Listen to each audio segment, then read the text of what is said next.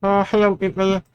I just was thinking because you probably think where all materials I will be able to get from if I already have materials quite a lot. I get because there is no space in 3ds Max. But I renamed my materials so they should be still available. If you lack of space, what you can do, you go to option utilities, reset material editor slots. So you gain extra space, but don't worry, your materials did not disappear. Because when you go to option get material,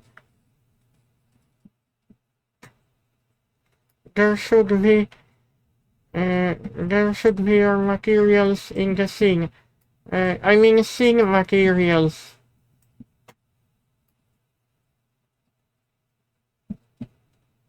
We have physical sky.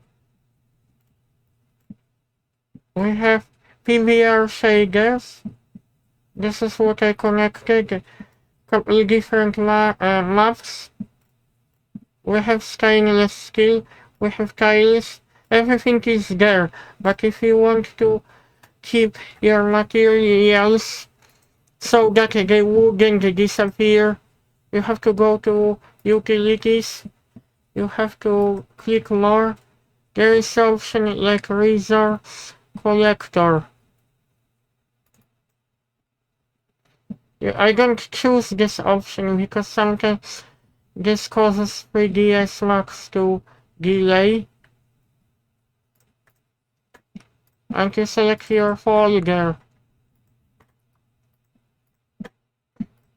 And all materials will copy to that folder where you have projects. I also have my all maps, PBR shaders. I think I have to finish my renders. This is my render. Aha, I forgotten. I will have to talk about how to add the displays map in Arnold because I probably didn't publish this video tutorial. And I wanted to see all what you see here is PBR shader material.